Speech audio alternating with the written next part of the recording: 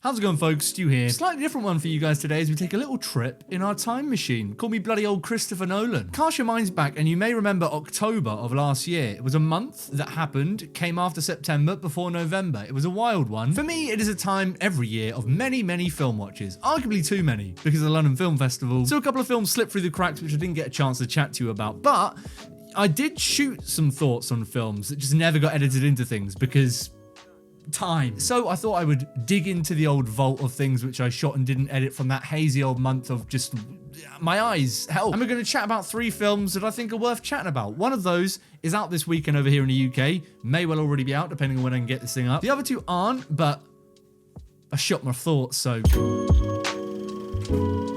this is a part where I hand the video back over to me 4 months ago with half the facial hair and a different angle.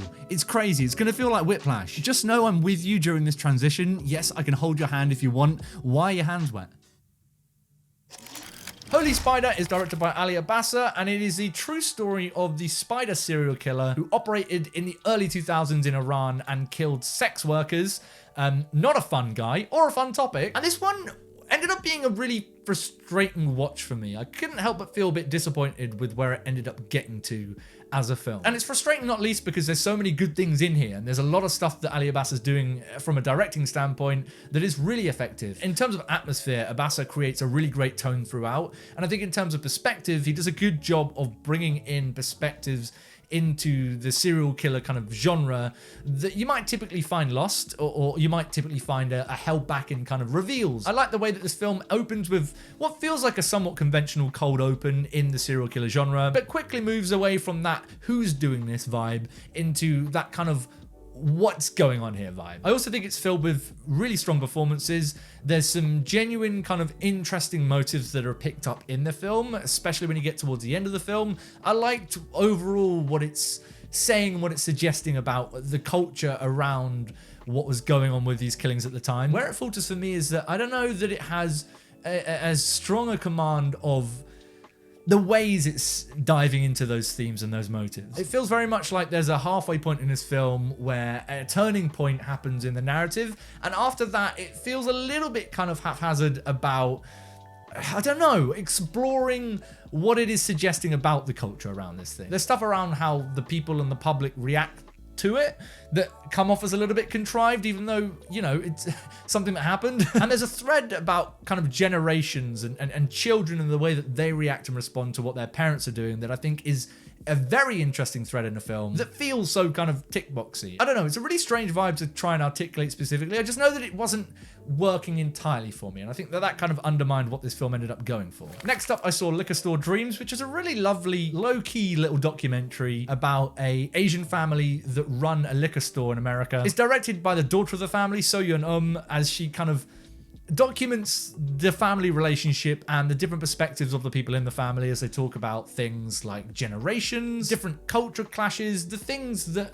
sort of press on them as an Asian family in the environment that they're in the country that they're in. And I really liked a lot of what this film was doing. It's her first time as a feature film director. There's a real charm to it, and I really like the way that it kind of layers in the different perspectives from the family members in the film. And it plays a lot of it for laughs, but it's never sort of making fun of anything that's happening in the film. It's this kind of genuine kind of earnestness to family that you'd only really get from being a member of the family. And so in that sense, I think that her perspective is kind of invaluable in the telling of this story. I think it's a really unique way into a lot of the things this film starts talking about, with generational clashes, with a lot of the stuff that was happening between the black community and the Asian community at the time in LA. I think it does sort of slip into some documentary cliches at certain points. There are definitely sequences in here which just felt a little bit surface level, or rather that they got in the way of the stuff that she's trying to say here as a filmmaker. And I do sort of think it lacks a lot of punch in its ending. It sort of ends in a way which feels like it's said all it needs to say and it doesn't really know how to wrap things up, so we'll just leave it. And I didn't hate that, because I think, you know, part of the reason this film clicked so much for me and part of the reason it was so engaging is that kind of, I don't want to say amateur, because I don't want to suggest that this is an amateur production, and I don't want to belittle what she's doing here as a filmmaker in any way. But there is this kind of low-key scrapbooky vibe, which I think means that it can get away with doing some things which feel a little bit rough around the edges, particularly the ending. It was just a thoroughly engaging and just very sincere little documentary that I had a really good time with. And finally, for today's triple bill, I saw Brother, which is the latest film from Clement Virgo. I'm not sure I've seen much of his work before. I think he's primarily a TV-based director. But this one is a family drama about two brothers who are navigating the world and learning about identity, about masculinity, about race, about power. And this is a very frustrating film for me because there's so much good in here that should have really, really worked and landed much more for me.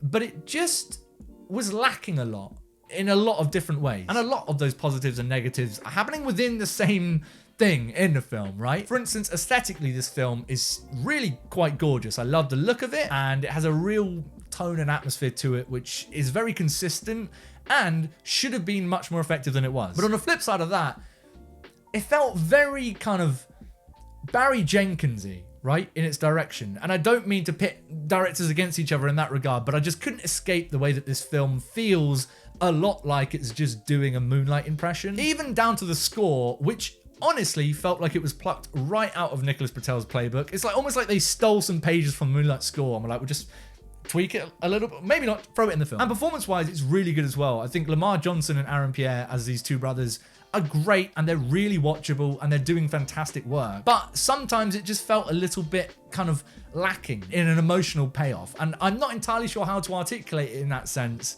I just know that I felt it, right? I really like the way that this film has fragmented its timeline in a way which might have felt quite cliche, because it's sort of a thing which I think a lot of feature film directors and writers do just to make their film feel a little bit more engaging than it actually is, you know? Just cut it up and we'll just cut between timelines. That'll be fun. This film genuinely uses that in an effective way to mine the themes that it's going for. I think it has a purpose, and I like that it's doing it. But on the flip side of that, the screenplay can feel often somewhat contrived and a little bit sort of arduous. It's balancing a very fine line for me between being effectively slow burny and quiet and reflective, and just feeling a little bit dull and lacking in energy. For me, I think a little bit more often than I'd have liked, it teeters into the latter there, but I think that's such a fine line that I would not be surprised that there are lots of people that are really going to engage with this. I just wish it had a little bit more of its own unique voice and identity here. So those are some thoughts on some films that I saw. This is the part where I tell you, look, if you enjoyed this video and you want to see me talk about more shit, go ahead and click subscribe. Buttons down there. There's always going to be more films I'm seeing than I've got time to review, so if you like this format and you want to see me do more kind of triple bill reviews, let me know. I'll do some more of those. And of course, my socials are down in the description below as well, so you can follow me wherever you want to follow me. Letterboxd is down there as well, and a 30-day free trial for Mubi. Could it get any better? I'll see you guys soon for some more thoughts on more films, but until next time, what happens if I pull these both at the same time? Like, what if I just...